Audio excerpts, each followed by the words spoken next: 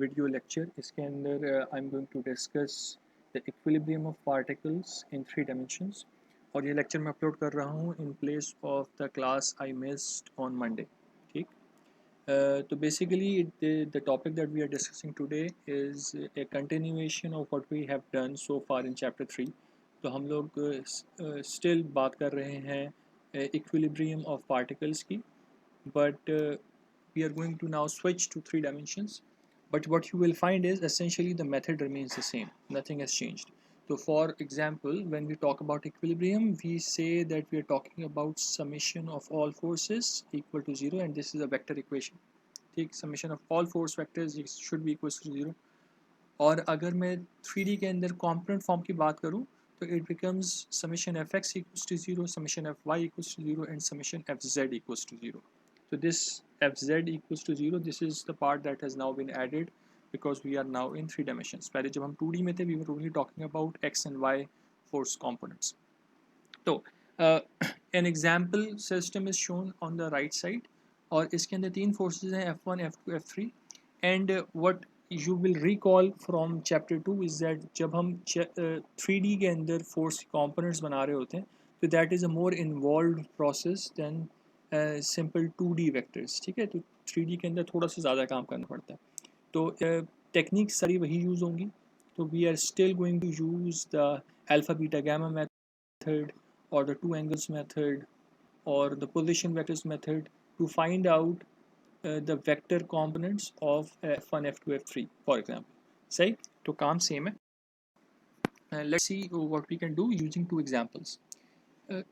right, पहली example हमारी जो है इट्स सिंपल केस, बहुत ही आसान सी है क्योंकि इसके अंदर force vectors are very easy to actually make. Cartesian vectors बनाना बहुत आसान। तो द स्टेटमेंट रीड्स कि एक 90 पाउंड लोड है जो कि सस्पेंड हुआ है एक हुक से, and there are 3 forces which are trying to hold that 90 pound force. ठीक, एक स्प्रिंग ए बी के अंदर फोर्स है, एक केबल ए सी के अंदर फोर्स है, और एक केबल ए डी के अंदर फोर्स है। राइट, तो there are 3 forces which are trying to balance this 90 pound force. सही, तो 4 फोर्सेस इन टोटल सिस्टम के अंदर हैं, जिनमें से 3 फोर्सेस हमारे पास अननोन है। फोर्स ए बी भी अननोन है, फोर्स ए सी भी अननोन है, और फोर्स ए डी भी अननोन है। What you can visualize from here is कि फोर्स ए सी जो होगी that is going to lie in which plane,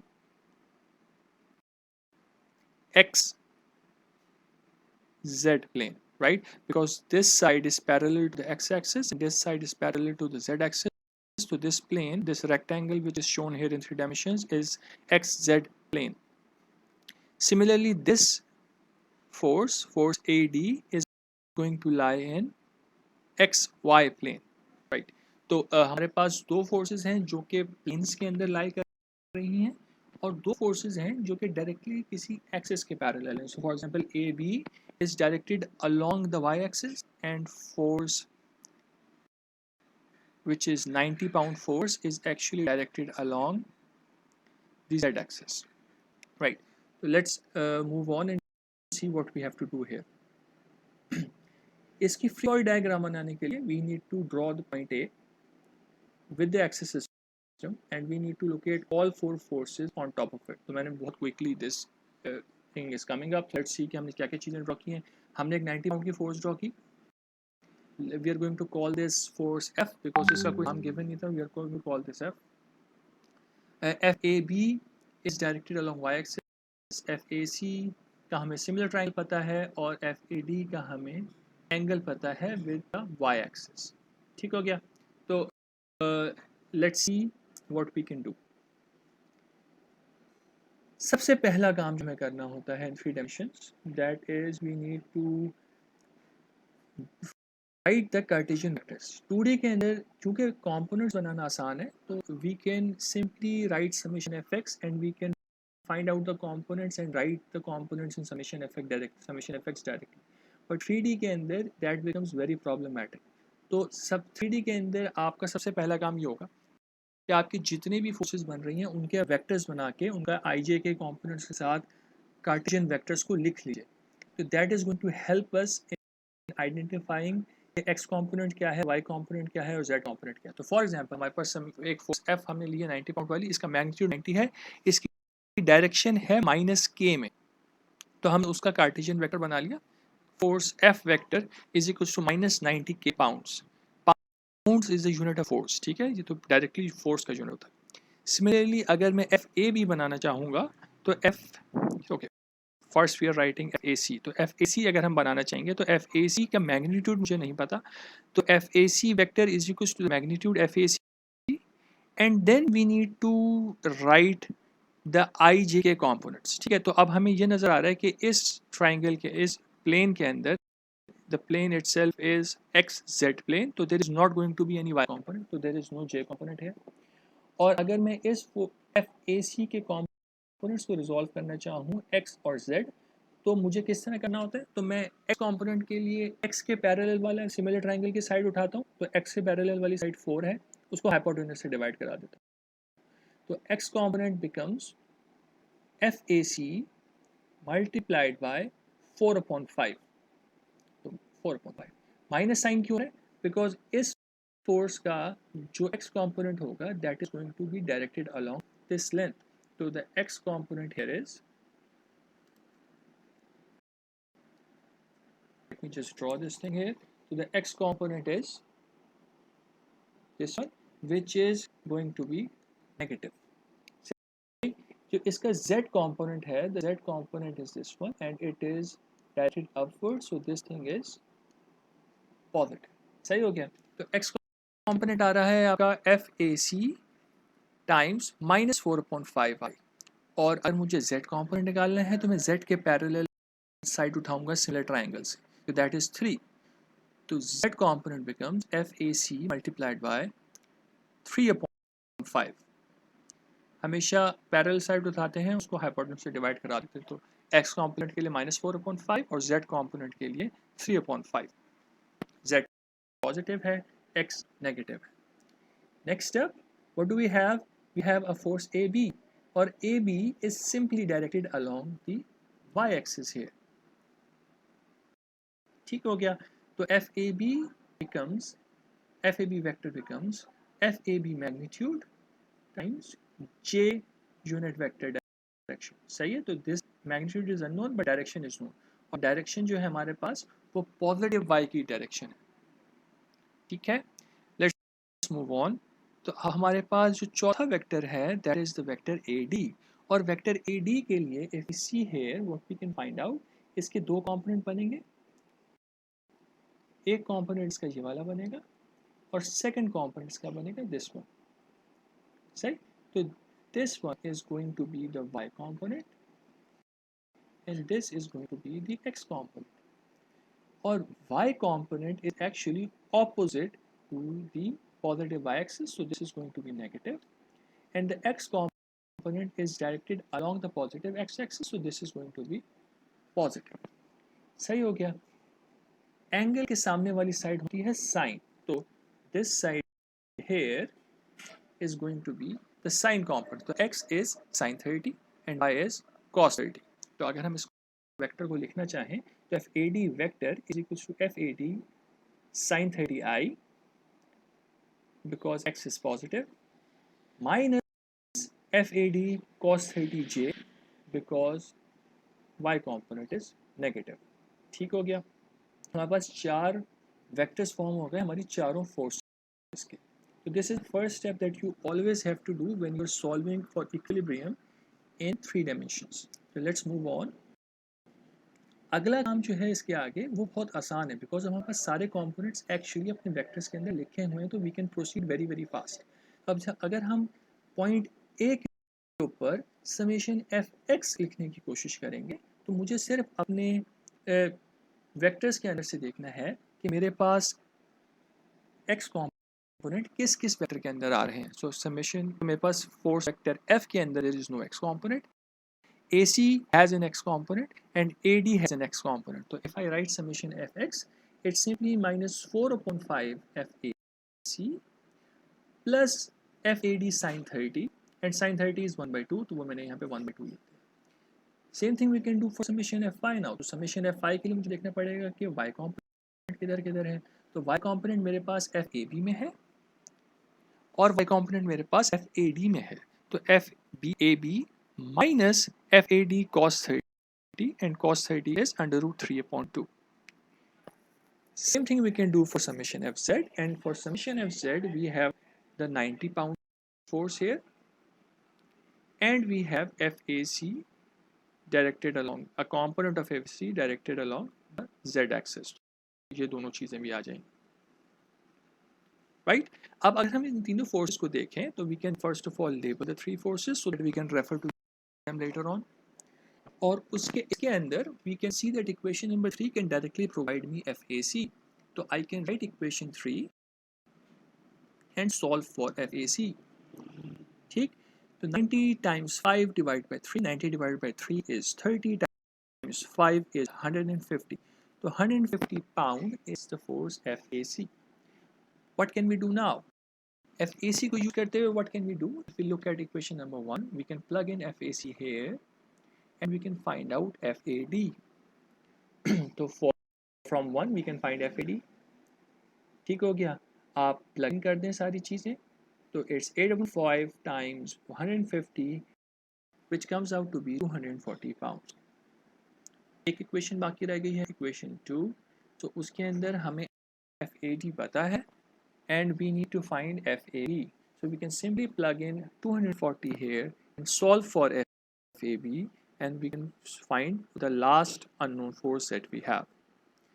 तो हमारे पास जो FAB आ रहा है that is 207.8 pounds. अब what you should have realized by now is that since we are working in 3D and we have three equations that we can solve, summation Fx, summation Fy and summation Fz, we can have up to 3 unknowns at a point, not more than 3. अगर किसी भी point पे 3 से ज़्यादा unknown है, उस point के ऊपर आप इक्विलिब्रियम की इक्वेशन अप्लाई करके सिस्टम को सॉल्व नहीं कर सकते. तो you will have to first solve some other point, calculate one of the forces and then you can come back to the point where you initially had 4 unknowns. ठीक हो गया? तो this was the forces. The question also asks us कि हमारा जो spring है, spring AB which is shown here, इसके अंदर stretch कितना होगा? तो stretch निकालने के लिए we use the Hooke's law. We have talked about this before. So let me quickly write what the Hooke's law is. The Hooke's law is that F is equals to K times S. F is the spring force and K is the stiffness coefficient of the spring and S is the stretch of the spring. अगर मुझे stretch निकालना है तो I need to divide the force by K. K here is 500 pound per feet. The force FAB is known to us, 207.8 pounds. So we can divide it and we can find out what. So let me just clean this up so that ये mess थोड़ा सा clean हो जाए. So yeah. So the answer that we end up with is 0.416 feet. Feet क्यों आ रहा है? Because हमारे पास जो K है that is defined as 500 pound per feet. तो अगर मैं 500 pound per feet से divide कराऊंगा 207.8 pound को, तो pound goes away. The feet will come in the numerator, right? And this is how we are trying to solve for a stretch. So this is basically example 3.5. एक और example देखनी है हमने which is also not that difficult because इसमें सारी techniques जो use हो रही हैं वो हम already पढ़ चुके हैं. There is nothing new going on. तो हम लोग 2D equilibrium के अंदर ये देख चुके हैं कि हमें actually summation F equals to 0 solve कैसे करना होता है और हम लोग सारे force vectors बनाने का तरीका देख चुके हैं in chapter number 2. So इस question में we have to determine the tension in each of the cords which is used to support the 100 kg weight. तो अब हमारे पास अगेन 4 फोर्सेस होंगी.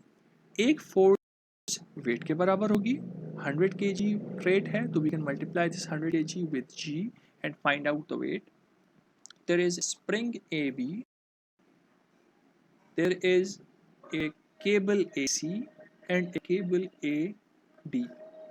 ठीक, 3 unknown forces हैं, एक पॉइंट है, एक पॉइंट के ऊपर 3 अननोन्स सॉल्व किए जा सकते हैं. We can proceed. So let's see. तो सबसे पहले हमें क्या करना होगा, हमें फ्री बॉडी डायग्राम्स बनानी होगी. फ्री बॉडी डायग्राम्स बनाने के लिए we will first draw our axis system. तो हमने अपना x y z axis system बना लिया, which is actually the same as the one given by the question. अगर क्वेश्चन के अंदर स्टेटेड नहीं है, you can choose your own axis system, making sure कि आप राइट हैंड रूल जो है उसको फॉलो कर रहे हो. Then we simply need to place the 4 forces. अब हमारे पास 4 फोर्सेस क्या हैं, एक वेट W, एक फोर्स है FAB, एक फोर्स है FAC, and finally we have FAD. तो if we draw 4 forces, so FAB is directed along X, FAD has 3 components, FAC is going to have 3 components, and the force W is directed along the Z axis. तो हम 4 forces हैं. पहला step क्या होता है 3D के अंदर, we always write the vectors in cartesian form. Vectors नहीं बनाएंगे बहुत मुश्किल होगी, तो we always try to write the vectors first. तो हमारे पास 4 वेक्टर्स हैं, इनमें से 2 वेक्टर्स तो बहुत स्ट्रेट फॉरवर्ड हैं. FAB is directed along the x-axis. The weight vector W is directed along the z-axis. Then comes the 2 vectors जो कि 3 space के अंदर oriented है. FAC is going to have components in all 3 along all 3 axes, and FAD is also going to have components along all 3 axes. हमें कैसे पता FAD और FAC space के अंदर है, बिकॉज FAC का मुझे एंगल पता है तीनों एक्सिस के साथ, और FAD के लिए मुझे पॉइंट D को लोकेट कराने के लिए they have given me coordinates of point D. So this length is 1, this length is 2, and this length is 2 meters. तो FAC निकालने के लिए we will have to use the alpha beta gamma method, and FAD निकालने के लिए we will have to use the position vector method, because point D के लिए हमें position पता है और FAC के लिए मुझे 3 एंगल्स पता हैं with the 3 axes. तो 3 alpha beta gamma हमें कैसे पता होता है? alpha beta gamma है अगर हमें कोई भी 2 अगर एंगल पता हो, इस केस पे तो हमें तीनों बता दिए, अगर हमें कोई भी 2 एंगल पता हो विद द एक्सिस देमसेल्व्स, यानी एक्स वाई के साथ या वाई एक्स के वाई जेड के साथ या जेड एक्स के साथ, अगर किसी भी 2 एक्सिस के साथ मुझे डायरेक्टली एंगल्स पता है, तो मैं तीसरा निकाल सकता हूँ using the cos square alpha plus cos square beta plus cos square gamma equals to 1. इस केस में उन्होंने तीनों बता दिए, तो we don't need to use that unit vector equation. तो अब है अल्फा बीटा गामा का मेथड यूज करना पड़ेगा फॉर FAC. और FAD के लिए कैसे पता पोजीशन वेक्टर है? बिकॉज हमें कोऑर्डिनेट्स गिवन है पॉइंट D के, तो कोऑर्डिनेट से हम पोजीशन वेक्टर निकालेंगे, फिर यूनिट वेक्टर निकालेंगे और फिर FAD को सॉल्व करेंगे. तो हम अपनी फ्री बॉडी डायग्राम को साइड पे रख लेते हैं, and then we can start making our Cartesian vectors. So the first 2 vectors are very straightforward. FAB vector is FABI. मैंने यहाँ पे FAB मैग्नीट्यूड क्यों लिखा है? Because I do not actually know the magnitude of the force FAB. ठीक है ना? तो हम लोग जब अननोन होता है अननोन मैग्नीट्यूड असाइन कर देते हैं, तो हमने एक अननोन मैग्नीट्यूड FAB असाइन कर दिया. डायरेक्शन मुझे पता है, डायरेक्शन में कह रहा हूँ कि all forces are tension forces, I am assuming them just like here. हालांकि स्प्रिंग कंप्रेशन को बियर कर सकता है, लेकिन स्प्रिंग के अंदर मैंने टेंशन अज्यूम की हुई है. ठीक, if it comes out be negative, I will write down कि मैंने जो अजम्पशन की थी टेंशन की वो गलत थी, and I should have taken it as compression. The actual force is compression. So we can just write this down at the end. This does not change the solution for us. ठीक है. Weight vector क्या है? Weight vector का magnitude होगा W. I should have placed a vector sign here. So this is a vector. The magnitude is W, which is simply mg. The direction is along the minus z axis, so directed downwards, so it is minus k. So the weight vector becomes minus mgk. Mass is 100 kgs. G is equal to 9.81 meters per second. Multiply करा देंगे 100 को 9.81 से, you get 981 k newtons in the negative direction. This is the weight vector. अगली 2 forces के लिए थोड़ा सा ज़्यादा काम करना पड़ेगा, जिसमें से FAC फिर भी रिलेटिवली स्ट्रेट फॉरवर्ड है. तो FAC का जो वेक्टर बनेगा that is going to be the magnitude of F A C and the three components are F A C cos alpha, F A C cos beta and F A C cos gamma. ये हम चीज़ पढ़ चुके हैं। तो जब alpha beta gamma बताओ तो this is the easiest method in 3 dimensions to write a cartesian vector, क्योंकि सारे कॉम्पोनेंट्स कॉस के साथ बन जाते हैं। F cos alpha, F cos beta, F cos gamma. ये रिमेंबर करना है हमें कि एंगल अल्फा जो होता है वो एक्स के साथ होता है, बीटा जो होता है वो वाई के साथ होता है और गैम जो होता है वो जेड के साथ होता है। तो यहाँ पे हमें 3 एंगल्स पता थे। तो 120 is alpha, 135 is beta and 60 degrees is gap for us. So we can write that down. सही हो गया। And this is our force vector for the force FAC. Finally, we have our FAD vector. और FAD vector निकालने के लिए I will again need two things. FAD का magnitude जो कि हम यहाँ पे लिख रहे हैं FAD, और the direction of the vector which is shown here as the unit vector directed towards D from A, यानी बाहर की तरफ। D की direction from A is going to be outward from A, ठीक है ना। ये बात हम पहले भी करते हुए आ रहे हैं। तो the unit vector, let me just change the color as well so that there is no confusion. Yeah. तो अगर मैं यूनिट वेक्टर ड्रॉ करने की कोशिश करूँगा तो that's going to be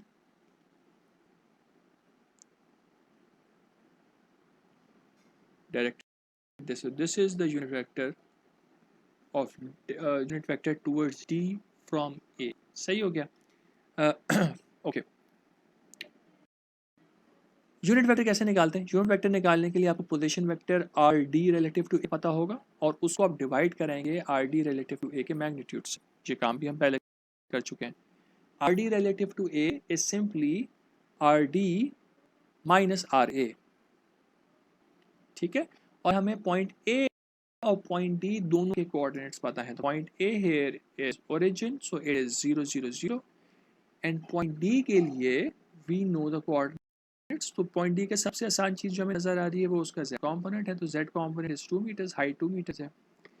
in दोनों में से x और y कौन कौन है हमें देखना पड़ता है कि जो डायमेंशन गिवन है वो किस साइड के पैरेलल है, किस एक्सिस के पैरेलल है। तो this 1 meters is actually parallel to the x-axis. So this is the x coordinate, and this 2 meters is parallel to the y-axis.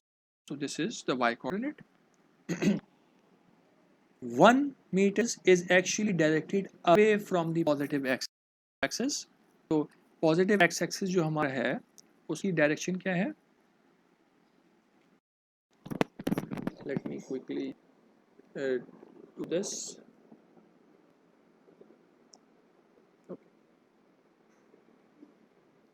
So this is the positive x-axis direction.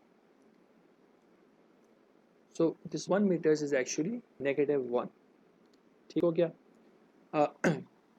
I'm not actually going to do this thing for you. ठीक है? You can repeat this exercise. ये exercise हम काफ़ी सारे सवालों में कर चुके हैं. So what you are going to find out is that the FAD force is the FAD magnitude, और जो unit vector निकल के आ रहा है that is minus 0.33 I plus 0.667 J plus 0.667 K. ठीक, check this yourself. बुक के अंदर directly एक स्टेप लिखा हुआ है। If you go to example 3-8 you are going to find out how they did it. आप लोगों को स्टेप बाय स्टेप करना है। You can repeat what you already studied so that you get some practice as well. Now moving on, हमारे पास क्या हुआ? हमारे पास चारों फोर्सेस एक्चुअली सॉल्व होके आ गई। ठीक है, वी ऑल्सो मतलब चारों फोर्सेस के वेक्टर्स हमारे पास बन गए। अगला स्टेप क्या है? अगला स्टेप इसके हमें summation F X, summation F Y, summation F Z लिखना होगा। तो समेशन एफ एक्स लिखने के लिए we just need to identify कि एक्स कंपोनेंट कहाँ कहाँ है। तो हमारे पास X component F A B में है, X component F A C में है और X component F A D में है। We can write that. सही है। cos 120 इज एक्चुअली -0.5, तो मैंने यहाँ पे -0.5 लिख दिया। ऑल्दो यहाँ पे प्लस साइन था बट cos 120 से माइनस साइन ऑटोमेटिकली निकल के आ गया। अल्फा बीटा गैमा के लिए हमने ये बात की हुई थी कि हमें माइनस साइन खुद से कंसिडर करने की ज़रूरत नहीं होती, क्योंकि एंगल्स हम directly positive x axis, positive y और पॉजिटिव जेड एक्सिस से मेजर कर रहे होते हैं. तो if the angle is more than 90 degrees, it is automatically going to give you a negative sign. ठीक है. तो समेशन एफ एक्स लिख लिया. समेशन एफ आई लिखने के लिए हमारे पास किस किस फोर्स के वाई कॉम्पोनेंट्स हैं? सिर्फ एफ ए सी का वाई कॉम्पोनेंट है और एफ ए डी का वाई कॉम्पोनेंट है. तो cos 135 is again going to be negative. So it is minus 0.707, which is 1 by under root 2. So this is minus 1 by under root 2 times the magnitude FAC. ये मैंने यहाँ पे लिख दिया. FAC का y component आ गया. FAD का y component is 0.667 FAD, तो वो भी हमने यहाँ पे लिख दिया. तीसरी इक्वेशन हमारे पास समेशन एफ जेड के बनेगी. एफ जेड में हमारे पास एक फोर्स तो ये 981 माइनस 981 है, और एफ ए सी और एफ ए डी दोनों के वाई जेड कॉम्पोनेंट्स हैं, तो हम दोनों के जेड कॉम्पोनेंट्स भी लिख सकते हैं. Right, we have three equations, we have three unknowns, FAB, FAC, FAD. Again, you do not need to solve these equations by hand. You can simply assume कि आपके पास तीन जो अननोन हैं, these are your x y z. अब मैं x y z coordinates की बात नहीं कर रहा, मैं वेरिएबल्स की बात कर रहा हूँ जो आप कैलकुलेटर से सॉल्व कर रहे हो. ठीक है, अगर आपने ये assume कर लिया, so whatever is here, it becomes a1. This is b1. This is c1. This is d1. This is a2. This is b2, c2, d2. This will go here. This becomes 981, and this is removed from here. So this is d3. There is no FAB here. ठीक है, तो यहाँ पे A2 भी actually zero है, यहाँ पे A3 भी एक्चुअली ज़ीरो है. FAC का जो आपके पास कोफिशिएंट आ रहा है, that's B3 and this is C3. आप जब कैलकुलेटर में सॉल्व कर रहे होंगे, plug in these things and directly you can find out what are the three forces that are there. तो एसेंशियली आपका कैलकुलेटर इसको x की जगह पे निकाल के देगा, इसको y की जगह पे निकाल के देगा और इसको z की जगह पे निकाल के देगा. ठीक है, so this is it for this short lecture. दो एग्जांपल्स हमने की हैं. इसके साथ हम अब आगे और भी क्वेश्चंस करेंगे 3D के लिए. एंड इस पर कोई भी क्वेश्चन हो, you can contact me directly. ठीक है, ग्रुप व्हाट्सएप के थ्रू कॉन्टेक्ट कर ले, या फिर गूगल क्लासरूम पे पोस्ट कर दें. ठीक है, या फिर अगले जो हमारा लाइव लेक्चर होगा उसके अंदर भी आप पूछ सकते हैं. ठीक है, so I am going to stop here. Thank you very much.